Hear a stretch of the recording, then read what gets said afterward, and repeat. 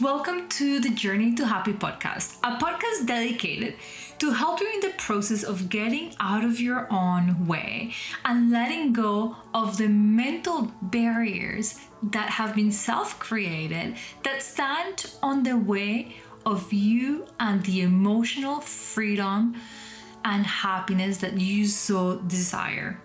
I am Olga, your host, and in here I'm going to offer you raw but real examples that will help you step into the shoes of becoming the CEO of your own life. Because let's face it, in a world where you can be anyone you want, why not promote yourself to the CEO position? I cannot wait to see you inside.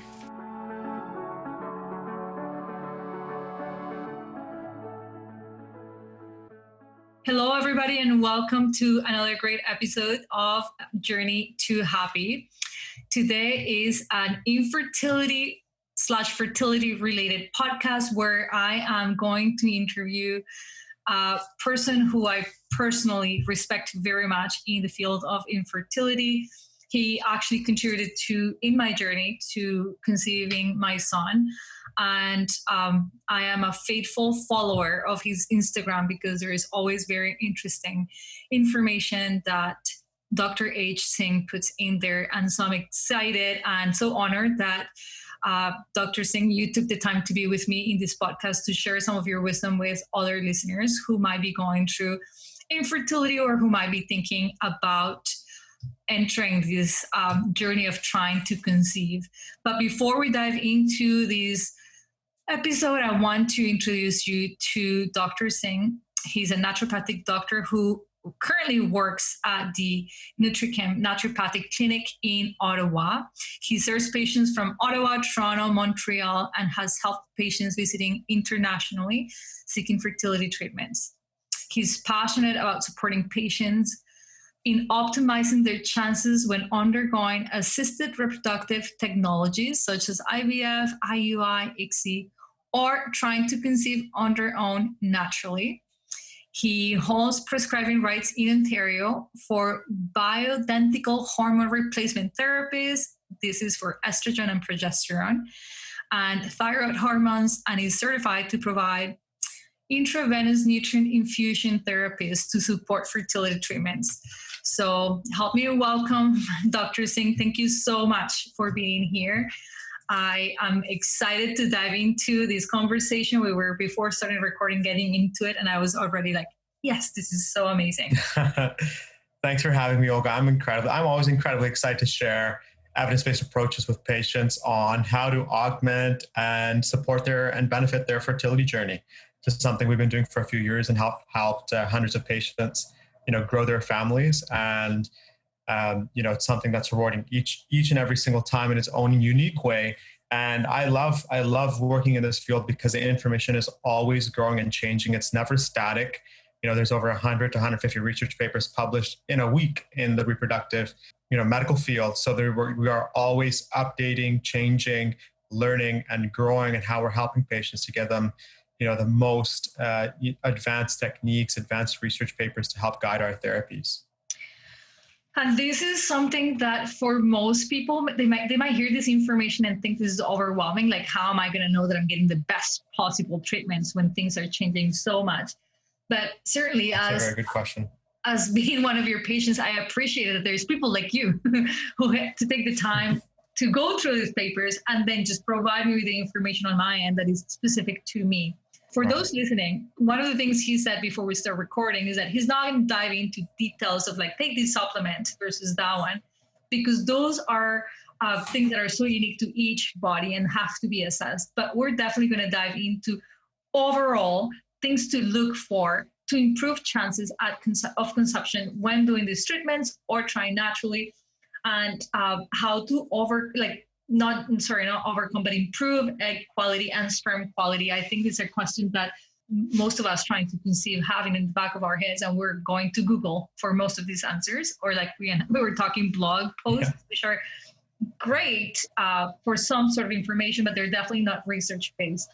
I don't know. I don't really know where to start. Where would you like to start this conversation? Where should we focus on? Should we dive into what are some of the things that couples need to look into when they're first starting to conceive, whether they've tried things naturally or when they're already in treatments and thinking like, I've tried it all and I don't know what I can do differently, because we lack that knowledge. This is not our expertise. Mm-hmm. Mm-hmm. Well, the treatments, like especially when you mentioned egg quality and sperm quality, Mm-hmm. this is something that can be addressed at any point in the fertility journey. It's never too late, but I think the more important side, it's never too early. And so, ideally, we should have patients being doing this, approach to supporting egg quality and sperm quality, and we can define what that actually is at least 3 months before starting to conceive. That's not usually the case. We see patients from all over the spectrum from, I've seen as early as patients who are planning on getting married in a year and want to know what they can be doing to help them conceive in a year and a half, to patients who've done over 10 IVFs and are looking for another approach, and absolutely everything in between. So there's really no place to, a specific place to start, but there's so many interesting things to cover. And so I'm happy to start wherever. Yeah, so let's dive into that. I really love the approach. Like, honestly, as a woman who I've shared this in my personal blog and my story that, I'm a yoga teacher, super healthy for most of my life. I've done nothing but being healthy. And so is my husband. We never even suspected that infertility was going, like, we had no reason to suspect. My period comes every 28 days on the dot. Like, there was nothing to suggest we were going to be experiencing infertility. And I have a blog that is titled "The Things I Wish I Knew About Fertility in My 20s." Because right. I think we should all have that. Right? Things we wish you knew, and we update it every year. That's exactly. So, like, it's how can we? And I love that. Like, I've got listeners that I know are listening to this who know they want to become parents at some point. They're not there yet. So, like, let's dive into that. Like, what are the things that, like, we shouldn't just be looking at 3 months or while everything else has failed, but as sort of like thinking of good, healthy habits, our reproductive health, it's in that. And what do you think we should be looking at?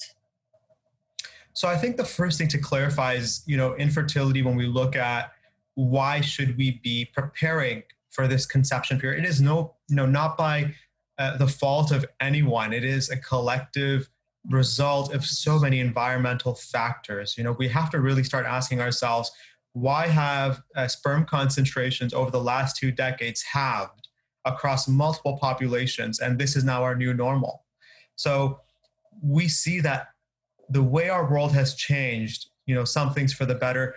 For reproductive function, many things have not improved in terms of what is actually affecting us. And for environmental factors, so we see, just as an example, so when we talk about sperm quality, we usually look at multiple different parameters. And, that includes the basic sperm parameters of basic sperm concentration. So how many sperm cells are there per milliliter? We look at sperm motility, particularly progressive motility. So how many of those sperm cells seem to be showing forward movement instead of just going in circles? And then we look at something called normal sperm morphology. How many of those sperm cells look like actual healthy sperm cells and, don't have 2 heads, 1 tail, or a gigantic head and 1 tail, or they're just missing a tail. So there's lots of abnormal, what we call morphological features. So we look at how many of these sperm cells have normal morphology. So it always blows my mind, because in the late 90s, what was considered normal sperm morphology was above around 80%. By the 2000s, we brought it to 50%. I'll ask you, just think of a number. Where do you think that number is now? What's like the bare minimum we ask for patients? 25? It's 4%. That bar has been set so low. And part of it is, yes, we have assisted reproductive technologies now, such as ICSI, which help us to overcome a lot of these issues with sperm quality. But for patients that are still trying to conceive naturally, we still know all of these factors have an impact on your chances of conceiving.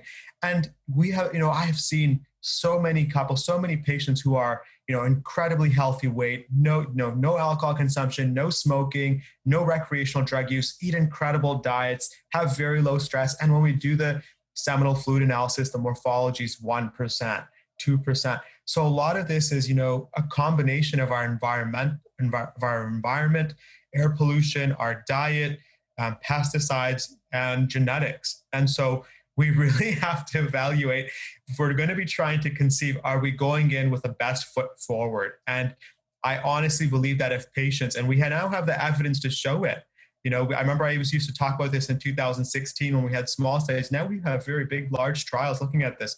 So if patients were to take this approach on, can we optimize our reproductive health before trying to conceive, I think a lot of couples would find things go a lot smoother and less difficulty on the way. And, same thing holds true for egg quality. So egg quality, I think we just assume, the 30s are the new 20s, and now the 40s are the new 30s. So we have patients who are postponing with reason, with good reason, their age that they're choosing to reproduce and to conceive at.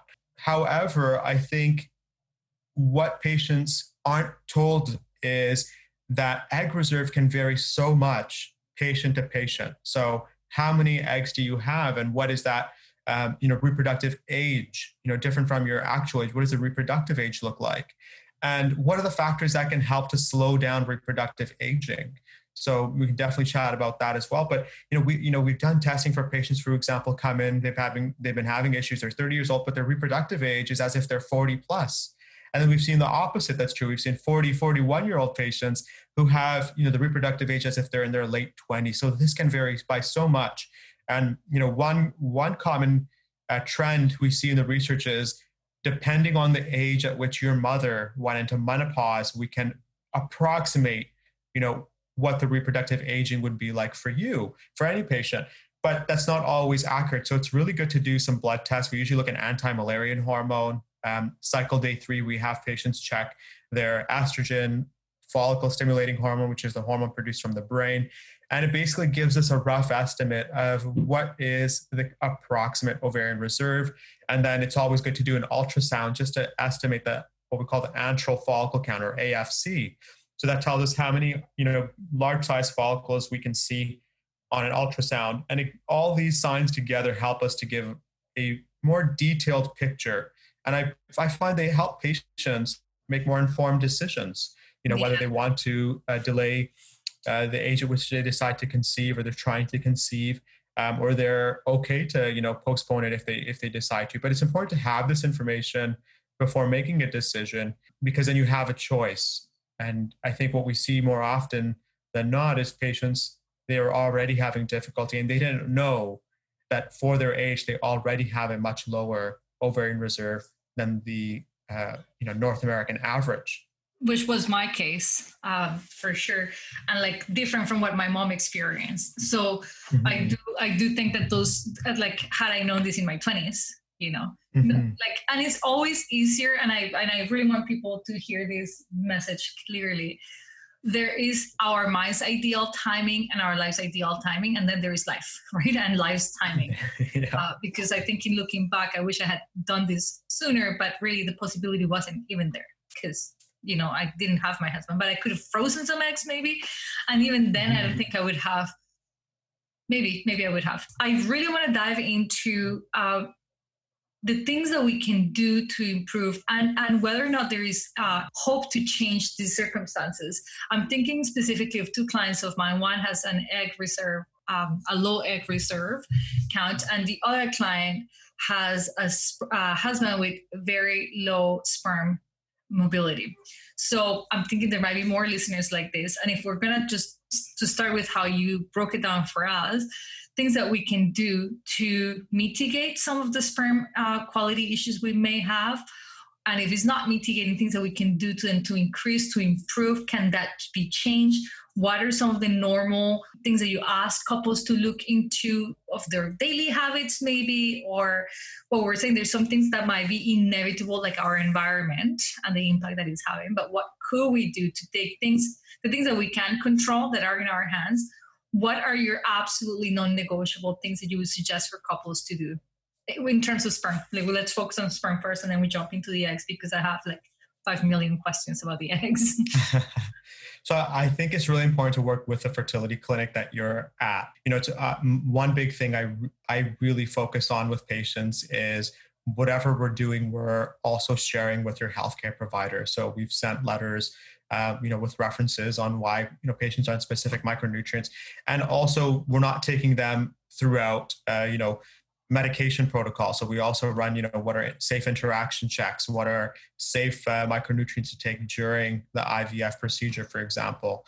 And it's important to keep your healthcare provider in the loop. I think they did like a survey where they found that I think almost 70% of patients do not fully disclose all the natural health products they take to their fertility doctor. And the burden of sharing clinical evidence on the efficacy of a lot of these treatments lies with the healthcare provider, whether that's your naturopathic doctor or your fertility physician, your family doctor, and anyone in your whole healthcare circle and team. So it's important to we have all healthcare providers that are on the same page. And we've definitely done that with, a lot of the fertility clinics that, if they have questions, we're always available. We provide whatever information physician and patient request, and to share the research as well. So when we're working with the fertility clinic, we share with the patients if they have, their seminal fluid analysis, we always get the results they've had from their fertility testing. And we simply share with them, these are the numbers, this is what's optimal, this is what's suboptimal. There have been some cases where patients go through the numbers and like, well, no one told me I had low sperm motility. I didn't even know that. It's this like 3 years into the fertility journey. And I thought there was no issue. And there's definitely, the opposite, where patients come in, they're very well informed. This is, these are my numbers. This is what the issue is. This is what I'm working on. What else can you do? What else can I do to help these numbers? And so for, sperm health, this has been an interesting, topic for so many patients.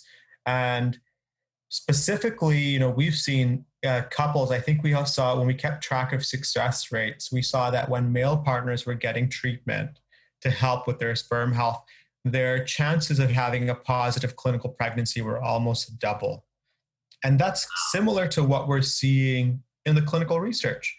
So when we look at scientific evidence, we really value something called the Cochrane database. And they do like very high quality systematic reviews and meta-analyses on specific topics and share all the research up to that point. And so they had published a meta-analysis and systematic review in March of 2019.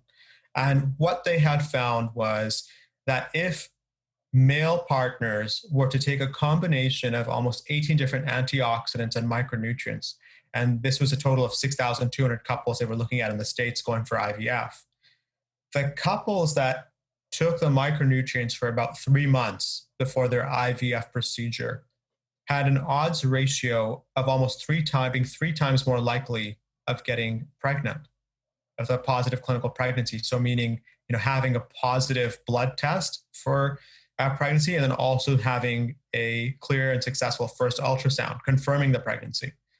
So almost 3 times as likely. That's okay, that gives me so much hope. That's amazing.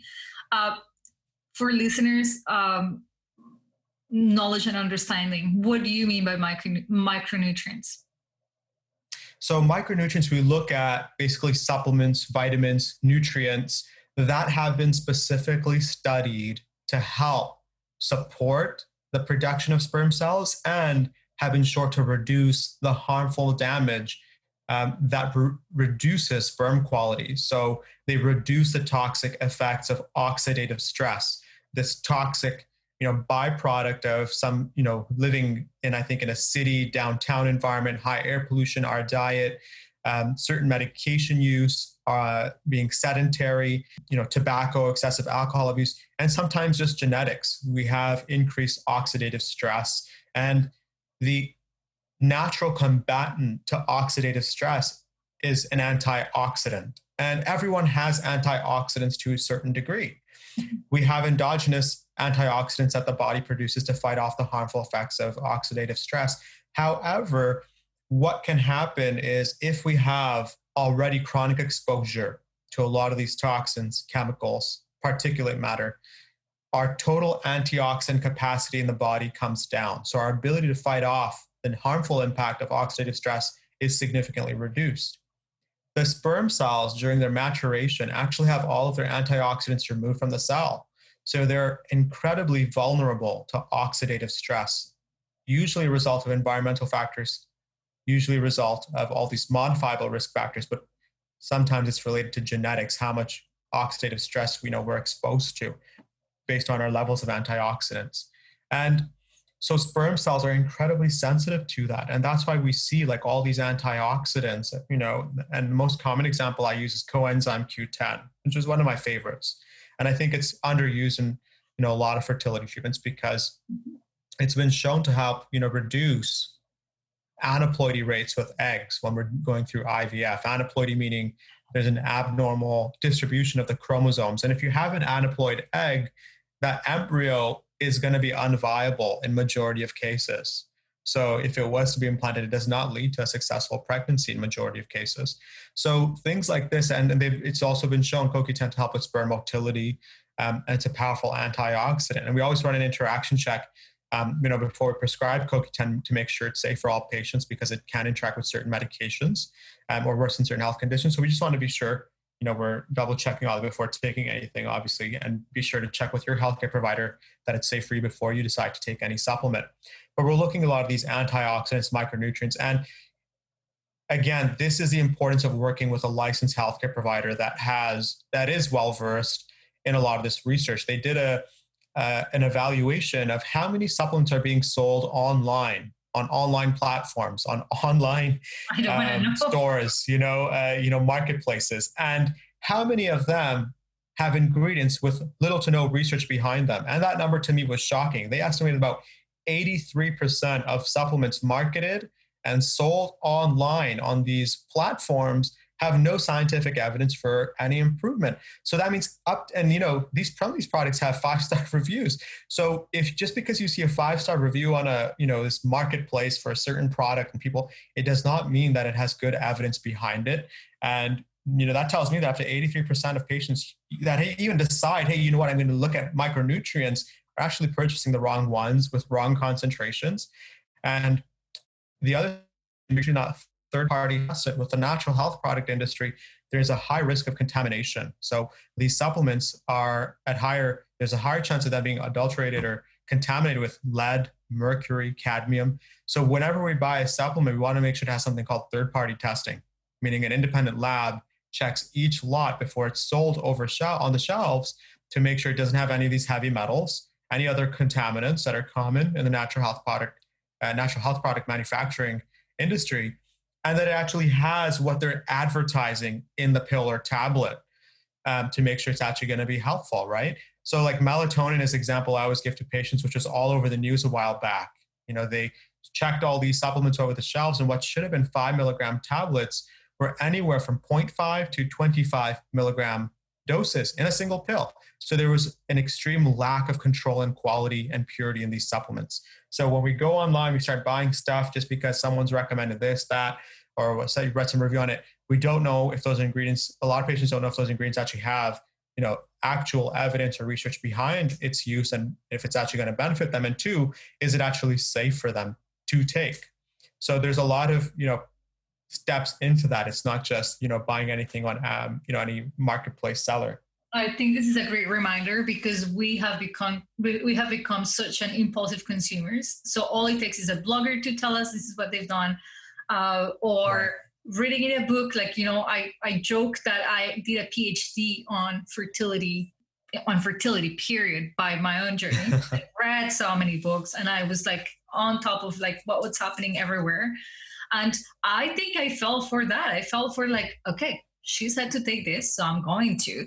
But one thing that I'm going to recommend to everybody, and you made good points on that, is to connect yourself to a team of people, like professionals who know what they're asking you to take and why.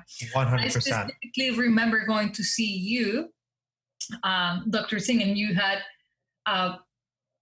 taken away some natural supplements that I was taking, prescribed by my fertility clinic, that with the research you had been reading, had now demonstrated that particular, natural supplement was perhaps going to decrease my chances of conception through IVF. And like a few of those you had for me were like, oh no, or you need to change the doses to this because this will make more sense. That is so important Yes. that I would have never guessed on my own. And no, You're that I absolutely wanted right, to. Olga. And I think a lot of patients come in like, oh, the doctors had to take this supplement, so I went to Walmart and picked up this bottle, and this is what I'm taking. And when we look at the dose, it's sometimes 10% of what's actually the minimum effective dose in the research trials. So you're only getting, you have to sometimes increase your dose by 10 times, or you can buy a higher quality supplement that has everything in one Yeah. single pill. And again, a lot of these brands that patients are picking up are usually not third party tested. So that's something, A, it's not proven to help with that dose. B, it may actually do more harm than good because it has no testing on it. So we definitely want to make sure if we're doing anything, our first principle is do no harm with naturopathic medicine. So we want to make sure if we prescribe anything, A, it's going to be safe, high risk of high safety profile, low risk of side effects, and B, it's actually been shown to help. And you're absolutely right. So when you came in, and I remember looking at those supplements, there were some that were like, okay, well, this dose is well below what we would need for it to actually be beneficial for you to prepare, for an IVF. And some of these other ones have little to no research, so we're going to take these out. And these supplements that don't have research, I don't know. Maybe in 5-10 years we'll have the research showing that they're incredible. But there's so many wonderful things that we know right now that can help. That we've seen hundreds of patients, significantly benefit and get pregnant with, and support them on their treatment journey. That why not just use the ones we're actually informed about, that we can actually statistically, objectively measure, the statistical improvement and estimates we would expect for your pregnancy rate with these treatments. I always think it's important to come back to the numbers, and patients should be very well informed on what kind of benefit they should be expecting with any treatment they do. I'm not sure, you can share what your experience with this was, Olga, but, I find sometimes patients come in and they're not actually informed on what the typical success rate of a treatment like IVF in Canada is, because it's usually much lower than I think patients go in hoping. They usually think they're having their first funded IVF here in Ontario, and that's it. And when I share with them, the average success rate in Ontario is about, anywhere from 14 to 32%, an average of 20 to 24%. It's, quite low. And, I've definitely had patients that have told me that their fertility doctor told them it takes an average of 4 to 5 IVFs before a couple conceives. So it all, I think the more importance to what we're talking about right now, what are the modifiable factors to improve our chances? For example, I love talking about this study. For the longest time, we've been prescribing CoQ10. And in 2017, we had a Cochrane review showing that women who took CoQ10 were twice as likely to conceive naturally compared to women that didn't. And last month, so July 2020, we had another really good quality systematic review published, and they found a similar finding. So women who took CoQ10 for 3 months prior to their IVF were twice as likely to succeed with IVF compared to patients that didn't. Now, CoQ10 is like 1% of all the things that we, work with patients, but it's just my, favorite example of like something so small can make such a big difference. And I think, when you're comparing the price of taking a $50, $60 supplement to improving your chances of success with a treatment that costs thousands of dollars, people want to know about it. They need to know about it. They deserve to know about it. And they deserve to know what are the risks, side effects, what are they getting into with this.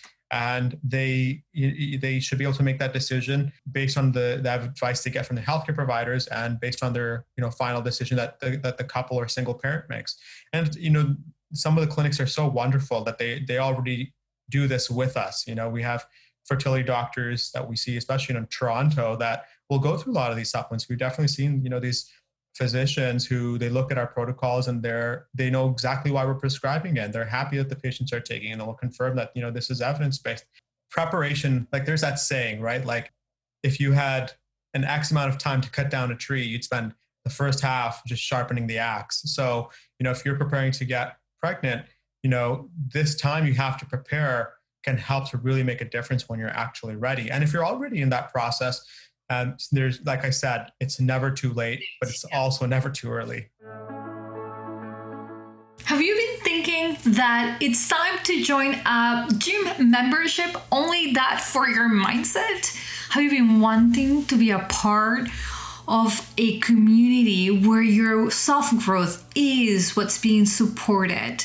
Do you want to have a life coach in your back pocket, easy to reach at any given point? If you've been thinking that this is something for you, Reset Your Mindset might be exactly what you're looking for. It's my newest membership program where you have me on a regular basis answering your questions, where you will get monthly mindset trainings with some of my best tools and most recurring theme subjects in my coaching practice. You will also receive a work along workbook to move along, and you will have Zoom group calls with me to get your questions answered and to process some of those heavier emotions that you just don't know what to do about. If this sounds interesting to you, check out my website at www.olgaswait.com and look for Reset Your Mindset membership program. I cannot wait to see you inside. I love that. And I when we were talking about this, even before we started recording, CoQ10 is definitely one of the things that you had prescribed for me. And I don't know if it was this or all the other supplements, but I can attest that not only did my quality of eggs improved, my experience through the IVFs did, but also, I swear to God, I made a super baby. Like, this kid is big and strong and intelligent and so healthy. And like, since the day he was born, I remember my mom made that connection. She's like, he lifted his entire head to look up the day he was born. Like, all of his head, all his neck, he looked up. And she said, must have been all the supplements you took for so long. You know, I'm telling you, this is the new Justice League. We're going to have a bunch of super babies and superhumans. And you're not the first one to say that. And you know, it is mind blowing to me, because like we were talking about the sperm health, you know, we have seen, there was this wonderful paper I was reading this last weekend, and they found that if guys just take the time to reduce sperm DNA fragmentation rates, the chances of the baby having so many issues is significantly reduced. So sperm DNA fragmentation is like that we associate with low sperm quality. It's an advanced sperm function test where if oxidative stress is high, we start to get these hairline fractures in the DNA strands. And if that issue, which is present in all males to a certain degree, some higher and some lower, if this is an issue that's not treated before getting pregnant, the risk of having certain congenital heart abnormalities, seizures, potentially autism, has been correlated to increased risk. Certain childhood cancer risk goes up when DNA fragmentation rates are high. So really taking the time to, especially with the sperm quality, to reduce the oxidative stress impact on the DNA fragmentation rate and reducing the DNA fragmentation rate, is beyond just helping you get pregnant. This very, very early research is showing that we may actually be able to help reduce the risk of so many harmful effects on the baby. And it makes sense. We're literally, having an epigenetic change on the quality of the DNA that you're going to be providing to that child, that they're going to use for the rest of their life. So It's really important. It's just 23 chromosomes, but it makes a huge difference. That initial quality within those chromosomes. So, like, exactly, you're saying if guys were just to take the time, like, why do you word it that way? Take the time. Like, what will be the time to take the supplements, to see the doctor, to lower the things that they might be doing, like drinking or smoking. Smoking of weed is something that we're seeing now more. Like, I'm seeing it a lot more since legalization. In my practice, especially now that it's legal. There is, I think that there's always been that usage, but now it's just like maybe the amounts are increasing, or maybe they're not. We're just getting the information now, right, more freely than perhaps before a patient or a client wouldn't disclose it as much. Is that what you mean by taking the time to like really cleanse, detoxify, do it the regular steps, or is there more to that? Is it like meditation, relaxation? What were you thinking about? All of the above. So definitely cannabis has been a huge issue. Where I love patients when they justify like, oh, I'm just having a little bit of CBD oil, or I'm just having, half a gram a week. We've seen patients double their numbers just by coming off of half a gram a week. And CBD oil, same thing I'm telling patients, we have endocannabinoids in our own body. As soon as you start introducing an exogenous outside of the, made outside of the body form of cannabinoids, it actually blocks the impact of these healthy endocannabinoids on fertility.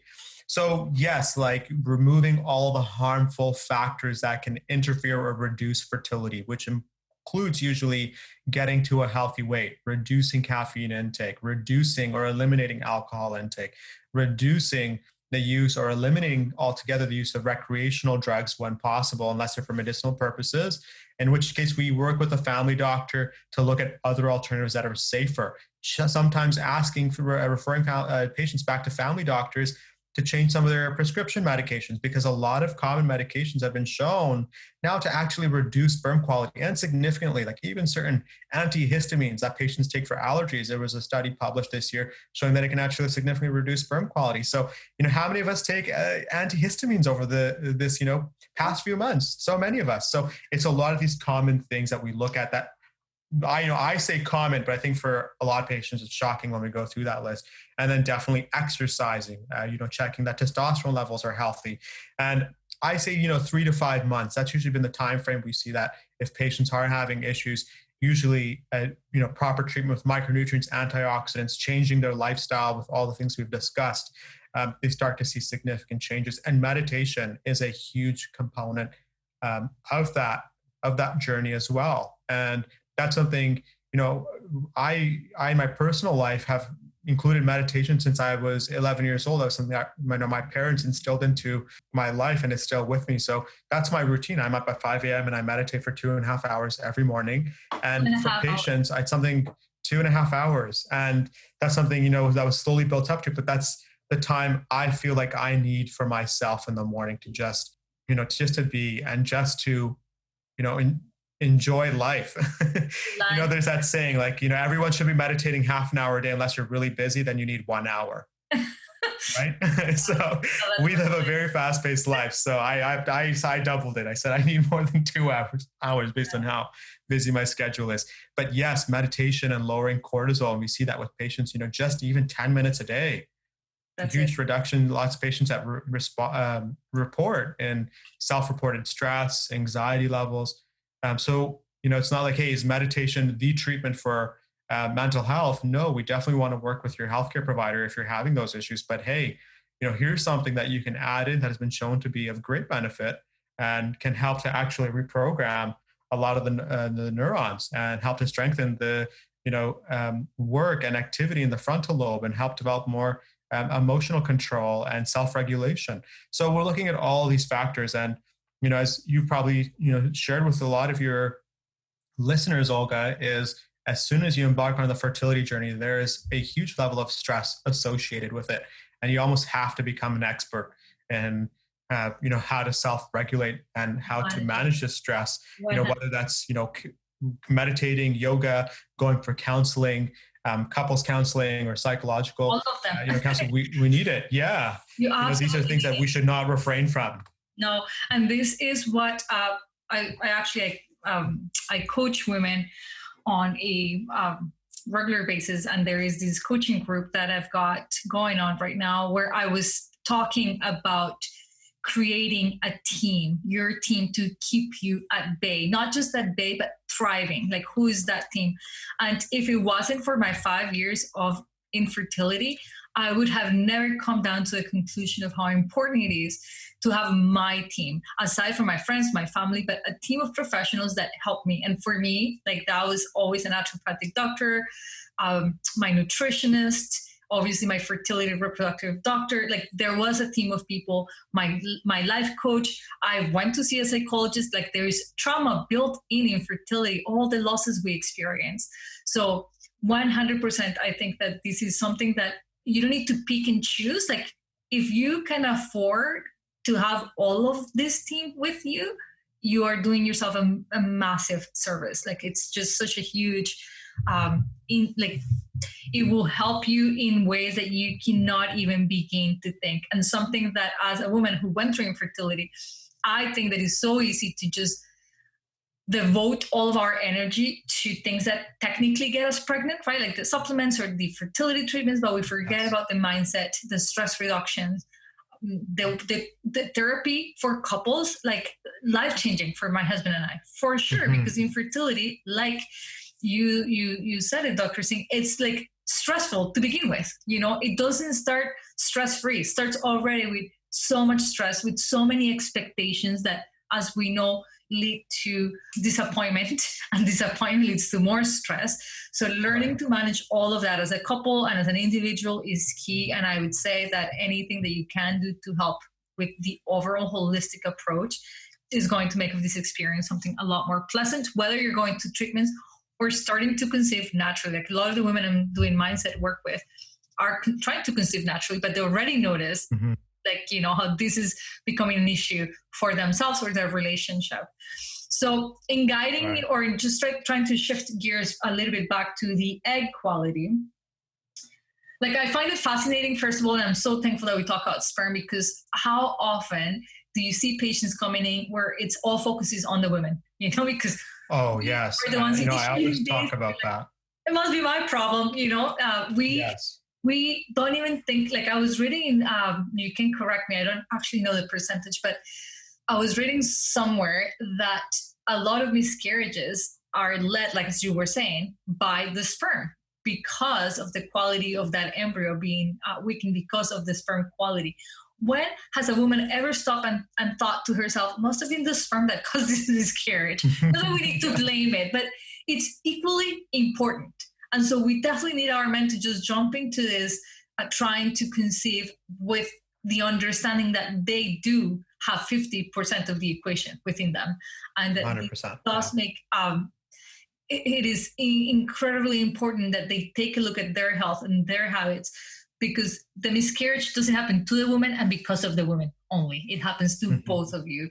And Mhm. the same with the conception and the quality of the child that you will get. And trust me, if you want a calm, happy, strong baby, taking the time to do the steps with patience and understanding that this is going to benefit everyone long term, it's so crucial. I completely agree with you, Olga. And, I've definitely seen that in practice where patients who, I see the female partner come in and she's done absolutely everything. And, when we try and get the male patient involved, it's very new. It's like, oh, wait, why the sudden interest now after years of infertility? Well, it's like, well, I'm sorry this didn't happen in the beginning. It should have happened in the beginning, but we can do it now. And, I always have these patients I think of and look back to who, were on the wait list. I remember there was 1 month where there was a fertility doctor who was asking all these patients to go in for IVF or IUI. And I just said to the patient, these patients, there were 3 different couples that, listen, I agree, you should go for this treatment, but your sperm quality isn't fantastic. Either the DNA fragmentation rate was high or the motility was very low. And I just mentioned to them, if we support this sperm health, sky's the limit. And I remember that month, all 3 couples got pregnant before their IVF or IUI. And I asked them, just share with your fertility doctor, share with them what you did. And I remember after that, that fertility doctor always started to prescribe these antioxidants to his patients from that month forward. Now, the dose that they were prescribing was a lot lower, so that's like, but it's small steps, right? Right. And so You I turn thought, that doctor into a believer. yeah. And, we've definitely seen where patients come in, hey, I've done X amount of IVFs. We have gotten very few embryos, very low embryos. If to the male partner, I said, well, he has diabetes. Well, he has this condition. The increased level of inflammation, and these conditions have been shown to worsen sperm DNA fragmentation rates. And as soon as we treat it, the majority of these couples see a huge improvement in their next IVF. And, there was this wonderful systematic review meta-analysis published in South Korea in 2018. And what they found was the only way to treat elevated DNA fragmentation rates is lifestyle changes, dietary changes, micronutrients, and antioxidants. And for a very small portion of those patients, sometimes there's an underlying infection. But that's I'd say less than 5% of cases. I think they estimated. So a lot of this are modifiable risk factors to help support sperm quality. And it helps. It is a huge issue. I think when I share this information for a lot of patients, the reason they decide to do it is because they see how much stress and how much of this burden their partner has had to carry for so long. And they tell me, if there's anything I can do to make this easier, Mhm. to make the risk of miscarriage lower, to lower that risk, to improve our chances, then I'm up for it. And that's what we're doing with, these male partners. And I think, same, similar to like these research papers with IVF, I keep reading the same thing. Regardless of, they always say the same thing in a nutshell is this is such an expensive procedure. Success rates overall are still very low. We need to continue to do more research to figure out how to make, the chances of conception and pregnancy higher. And I really think a lot of it is focusing on the male partner because it's the I other half of the scenario. It's not just a surgical intervention. It's also what's the quality of the sperm that the male partner is providing. And it's I just don't get it when patients have been going through issues for years and nobody has done anything. They've done a sperm analysis years ago and they're like, so yeah, everything's good. And I said, it's been years. Your sperm numbers change every 3 months. You have no idea where they are right now. It could be totally different, and they usually are.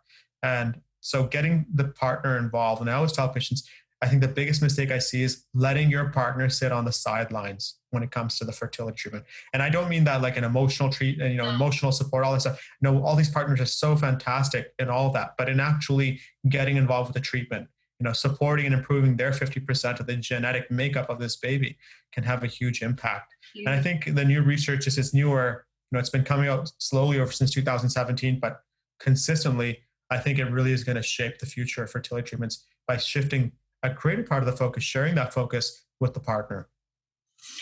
I couldn't agree more. And I think this is making my awareness. I think that I'm going to perhaps do another podcast just on how to make our male partners come on board, because I think that's already something that doesn't always come naturally for them. Like women have a huge drive. We literally feel we're running out of time, and that on its own is a huge motivator.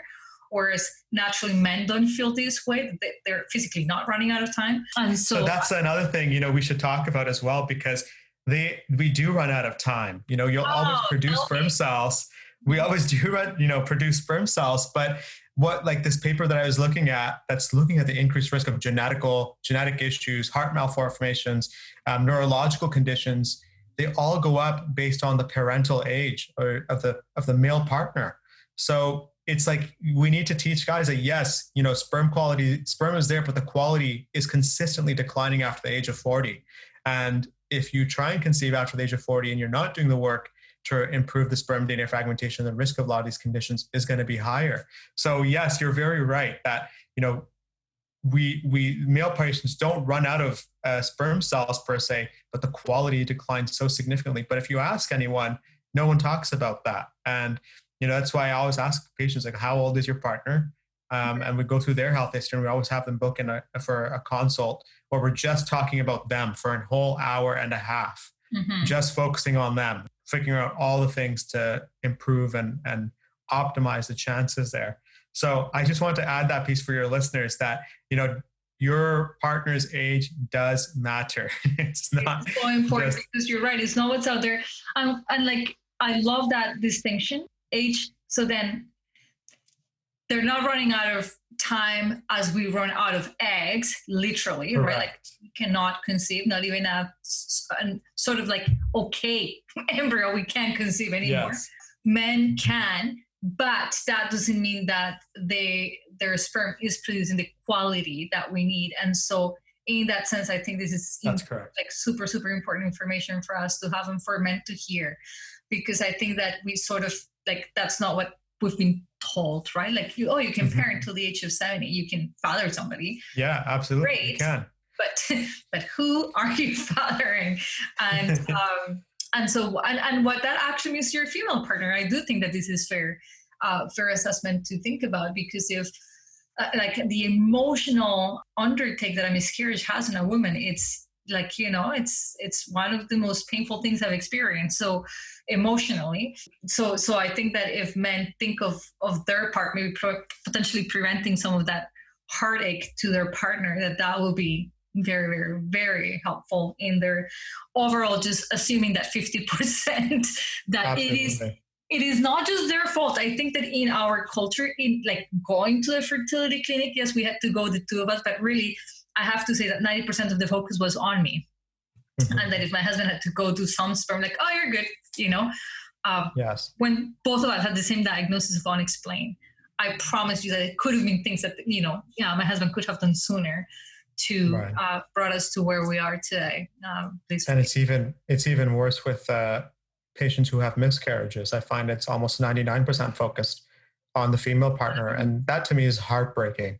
It is heartbreaking for one reason, because we're unfairly pointing a finger on someone that may not even have the issue, but B, because it means we haven't even addressed the root cause and we haven't changed anything for our next chance here. And that to me is heartbreaking, because patients have no idea, have been provided no information in many cases on what the male partner's role is to reduce the risk of miscarriage. That's right. And it's something that if you just change with a lifestyle, diet, micronutrients, we can measure it. And I always measure it with patients. What is it when we start? What is it once we finish? Mm-hmm. And majority of patients, we see it improves. And that's the DNA fragmentation rate, the sperm morphology, the motility. All these things have an impact. And that DNA quality from the male partner has a huge role.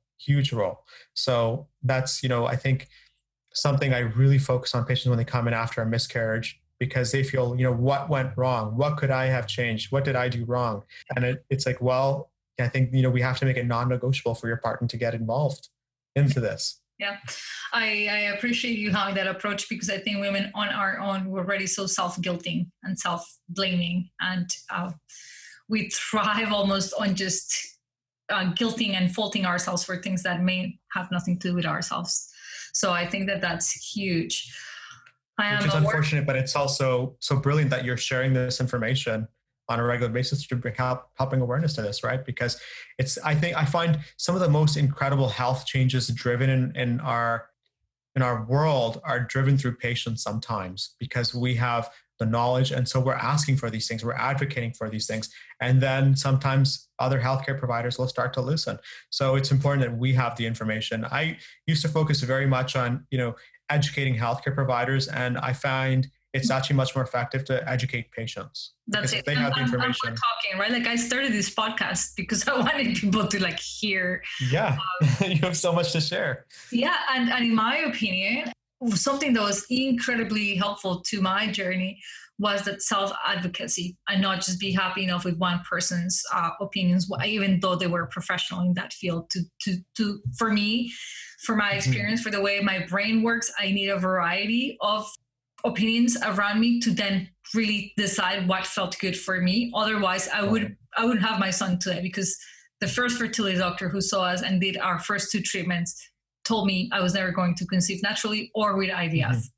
And had I taken this as the law, I would have adopted by now or done something else, but not continued or persisted on finding that option for me, which I think is important to self-advocate and to just, for me, I loved you from day one because numbers. You spoke to me logically, you had research. I could trust that 100%. It wasn't one size fits all. It was very much to what my body, one of the things I remember you doing was like a physical exam, like physically, your hands on my belly, listening for my colon and the sounds. And you're like, look, it doesn't sound like there's hole here, but here it sounds like there is full. We got to improve your digestion. And when so patients, that have constipation and the gut microbiome, we're seeing have a huge impact on their fertility. And actually, this is mind blowing. Patients who have unhealthy types of bacteria in the vaginal tract, which is closely related with the digestive health, had an estimated miscarriage rate of up to 70%. And women who had healthy types of bacteria had as low as 7%. And to me, so, we look at all these factors. And I remember, looking back at your case, Olga, it was something that I deeply admired about what you did as well. And it was that you didn't stop. You were confronted with a very difficult diagnosis and with an kind of an ultimatum saying that it was never going to happen. And I think for many patients, that is just, it destroys, any desire or hope that they may have had. But the courage it took for you to keep pushing forward for you and your partner, and to seek a second opinion, and to find someone who's willing to help and to take a chance and to give your body a chance. I think that on its own was such an inspirational thing to see and watch, and to see you succeed and triumph over it. And it's something I think you should openly share with as many people as you can, because just because one healthcare provider says something doesn't make it law. Everything, like I said, changes in a matter of months. The research is always changing. There's always newer approaches. There's always other factors we may have left out.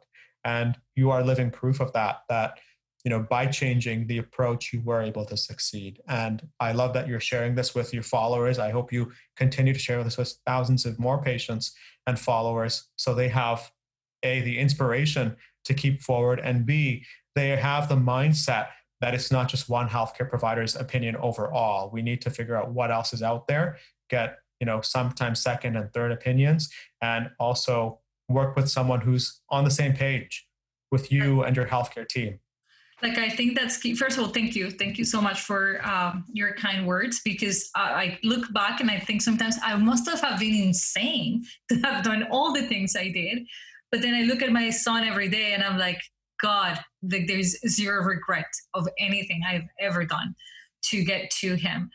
I think it was the most sane thing you did, because insanity is repeating the same thing over and over and expecting a different result. And that's what is happening for a lot of patients. Look at some of these patients, 10 IVFs and nothing changed, not a single pregnancy. And no one wants to tell these patients, hey, look, we should be looking at X, Y, and Z. We should be looking at your partner. And that for that patient, I'll never forget one of my first patients, all we introduced for her was meditation. 2 months later, I got an email from her. She was pregnant on her own after 10 failed IVFs.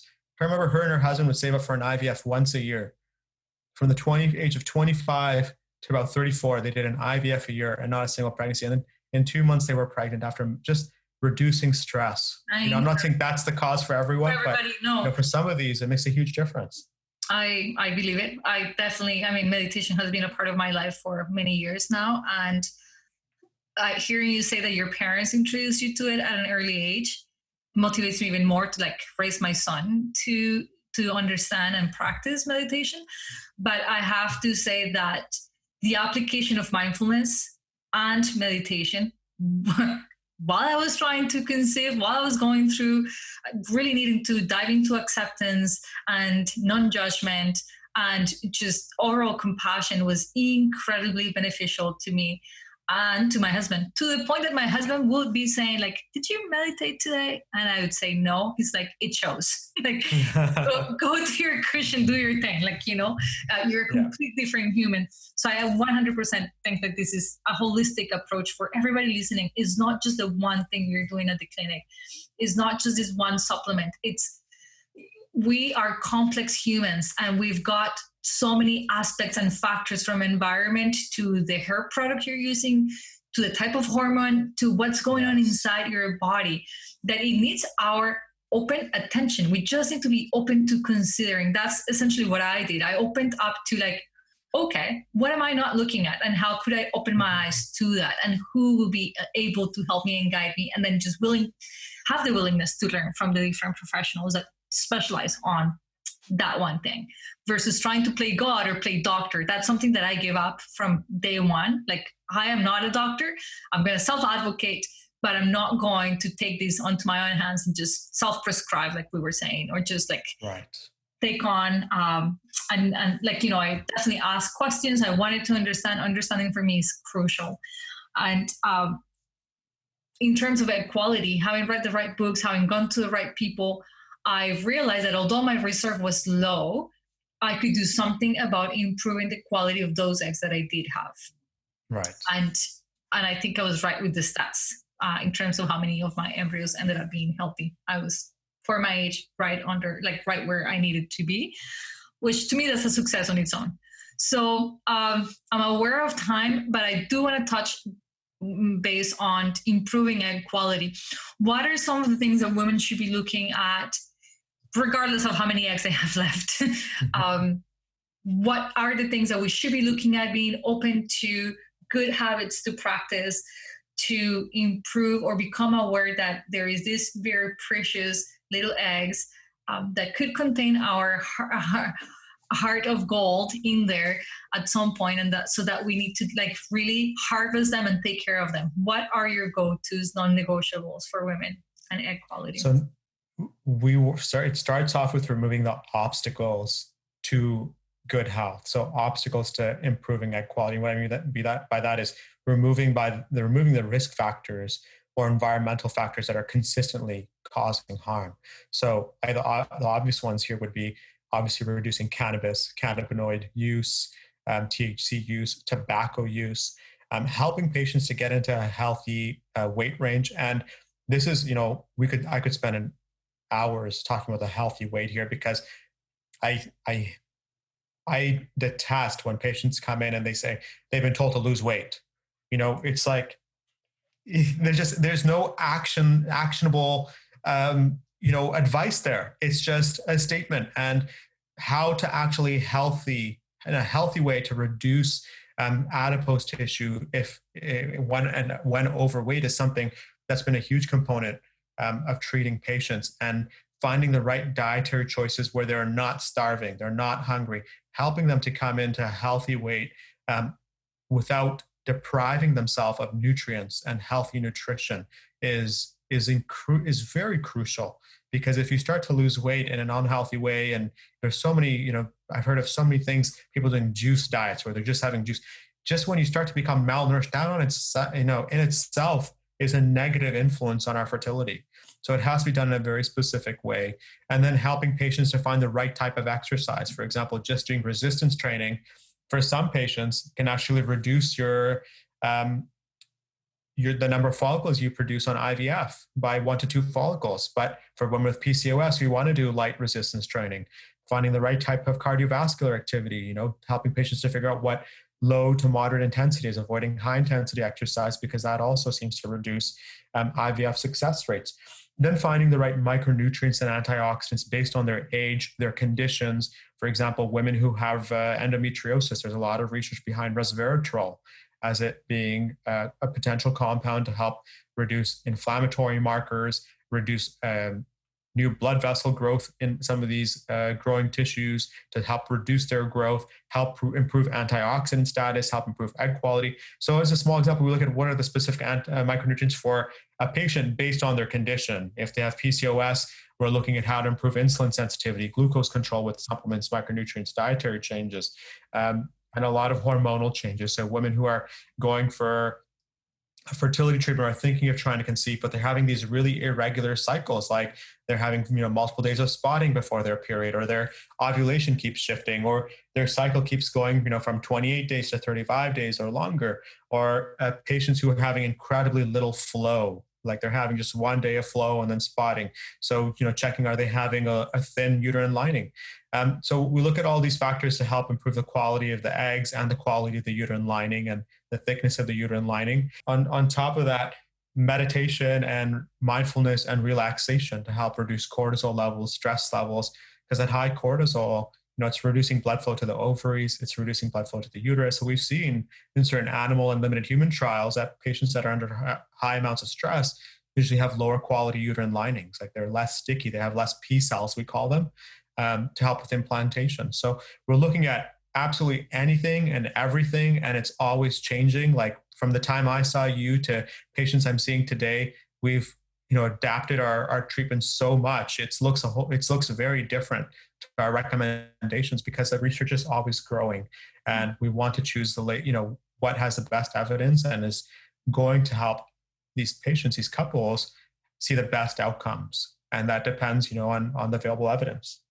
I totally believe that you are changing your approach, and I appreciate that. Like, I think that when as a patient I look into who am I going to work with, one of the reasons I love going to, some of my listeners might know, I'm in Ottawa. I ended up doing my last 3 rounds of IVF in Toronto at a clinic that offered the technology that we felt was in our best interest to, if we were going to be investing this money, we wanted to have a doctor and a clinic that was up to research, that they were investing in getting the best possible, not just research and staying on top, but equipment. And like the doctor that I was seeing, like he's constantly teaching in a women's college. So I felt like this, like I am getting the best at this that I can possibly get from these professionals, because they're keeping up with something that I didn't feel in the clinic locally, where it was just one size fits all. Oh, you don't fit this size. Sorry, this is it. There is no options for you. In terms of egg reserve, so low egg reserve, this is how, as I understand it, you can correct me. Once we're getting to the bottom of our reserve, we also have then the least best quality left, right? Like we let go of our best eggs, like in our 20s. That's the optimal age of reproduction. But low egg reserve does not lead to lack of pregnancy. Am I correct? It can definitely influence your chance of success, especially with treatments like IVF, because the goal of something like IVF is to retrieve the maximum number of follicles, a great number of good quality follicles and embryos you have. Usually the higher the chance of success with consecutive frozen embryo transfers. But it's correct, like, just because you have a low egg reserve, it doesn't necessarily mean you can't get pregnant, because it really just takes one egg, right? It's not like you have no eggs left. There's some cases where it is. The AMH, anti-Mullerian hormone, is a hormone that's produced by follicles when we measure in the blood, and when it's incredibly low, sometimes patients are told that there just isn't a chance because it's so low. But there's a lot of patients who are in a low range, but not incredibly low where it's almost zero, that may still have a chance there. And a lot of the factors of why quality declines with age is AMH is kind of like the brakes. So as follicles grow and mature, we have something that accelerates their growth and we have something that slows down their growth. And we want it to be medium paced. So AMH is like the brakes, and we have a hormone from the brain called FSH. That's like the accelerator of a car. So what happens as you age is AMH starts to go low, but FSH starts to go high. So the brakes, we're lifting the foot off the brakes and we're pushing heavy on the accelerator. So follicles start to mature a lot quicker. And what this leads to is a greater chance of transcription errors and higher rates of fragmentation in the actual egg. So it becomes lower quality. And then there's been a big role of decreased mitochondrial activity. Mitochondria are the powerhouse of the cells that produce energy, ATP.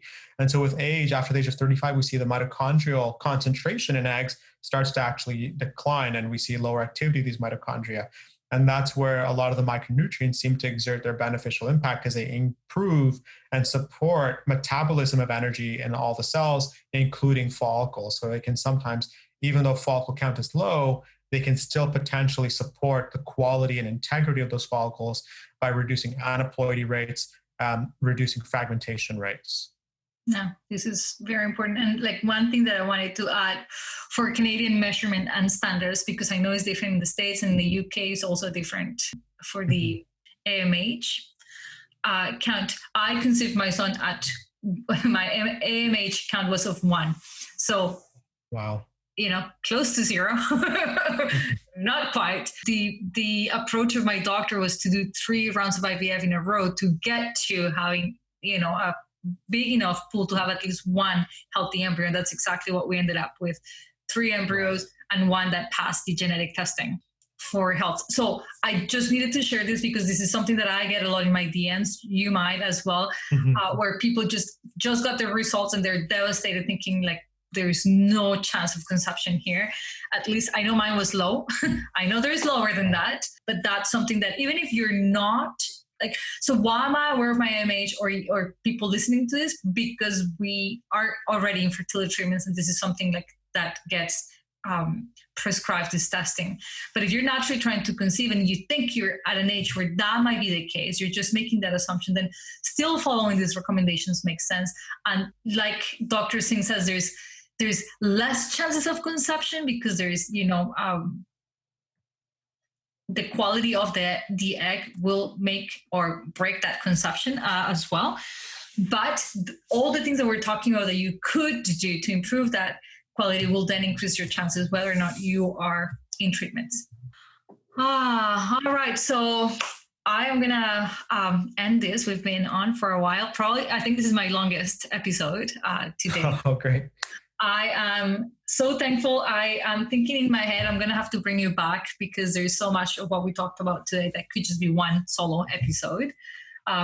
Where can people find you, Dr. Singh? I know you were saying you can only offer services to certain provinces or definitely people in Canada. Do you want to tell us a little bit more about that? Because I do have listeners everywhere. Sure. So I am based in Ottawa, same as you, Olga. And we see patients from all over Ontario, usually through video consults right now because of the pandemic. So to reduce traffic at the clinic. So we're seeing patients from all parts of Ontario. We also sometimes see patients who are in unregulated states for naturopathic medicine. So Quebec, we see a lot of patients from Montreal through video consults right now. But it depends, like we don't see patients from British Columbia or Alberta where naturopathic medicine is regulated. We only see patients here in Ontario because this is where we are currently licensed. So we can see patients within our regulated area, which is the province of Ontario, and patients in other parts of Canada where it's currently unregulated. They're always welcome to reach out to us. The best way to connect with us is, to connect with us on Instagram at Infertility Naturopath.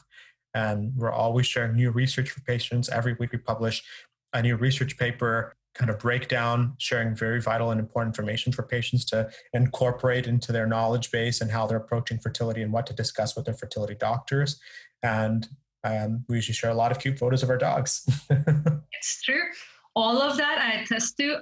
It's one page that is absolutely worth following if you want to have accurate, relevant information to fertility, and if you want to see cute dogs. So I definitely think that this is a page you want to follow. It's going to be in the show notes. You will be able to get a hold of Dr. Singh this way and his website and his Instagram. On average, if the person is in these areas that you do cover, how long is the wait to see you currently if they want to start treatment? It depends. Right now, we do have a wait list, so we're booking patients for November or December, but there's always cancellations that come up, so we have a cancellation list for patients that want to book in sooner. And if I've got somebody who's in the States, who's in the UK listening, and they would love to pick your brain, is there anything at all that you can offer for these people who are not in Canada? I always, if they reach out to me by email, I've helped people find naturopathic doctors in their area that can work with them for fertility. So I usually check to see what healthcare providers are available close to them. I've definitely done that.